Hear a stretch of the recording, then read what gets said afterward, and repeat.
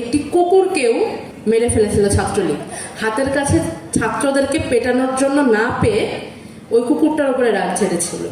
আমার এখনো প্রশ্ন মনে আছে যে একটানা বিক্ষোভ মিছিল করে করে বিশেষ করে ওই দিন আমাদের 14 তারিখে স্মারকলিপি জমা দেওয়ার কর্মসূচি ছিল। একটানা এতটা পথ হেঁটে এসে ওই দিন আসলে আর কোনো কিছু করার মতোই শক্তি অবশিষ্ট ছিল না। আমাদের ঢাকা বিশ্ববিদ্যালয়ের টিএসসিতে অবস্থান করে ছোট থেকে বড় হয়েছে আমাদের সবার খুব প্রিয়, সবার খুব ভালোবাসার একটি কুকুর আছে, তার নাম হচ্ছে অভ্র। ও মোটামুটি একটা হাতির সাইজের।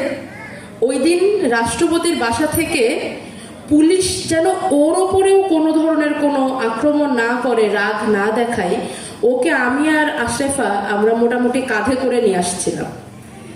এবং আমাদের আশঙ্কা যে খুব একটা ভুল ছিল না তার একটা ছোট্ট প্রমাণ আমরা পেয়ে যাই পরের দিন 15ই জুলাই, যেদিন ঢাকা বিশ্ববিদ্যালয়ের শিক্ষার্থীদের ওপর, বিশেষ করে নারী শিক্ষার্থীদের ওপরে আলাদা করে আক্রমণ করা হয়।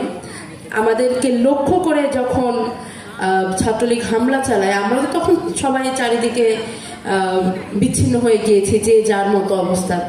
আমরা পরে আমাদের কলা ভবনের পাশ থেকে সরে গিয়ে ভিসি চত্বরে আবার একত্রিত হওয়ার চেষ্টা করি। সেখান থেকে তারা আমাদেরকে তাড়া করতে থাকে।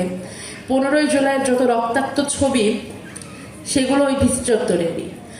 আপনারা 2 বছর পরে মনে আছে কিনা জানি না, কিন্তু আমি এখনো ভুলতে পারি না রোকেয়া হল থেকে ভিসি চত্বরের দিকে যাওয়ার রাস্তাটাতে এক জায়গাতে এত বেশি রক্ত জমা হয়েছিল যে রক্তে পা পিছলে পড়ে একজনের মাথা ফেটে গেছিল। সেদিন আমিও আহত হয়েছিলাম। আমার অনেক সহযোদ্ধা আমার চাইতে আরো অনেক বেশি আহত ছিল।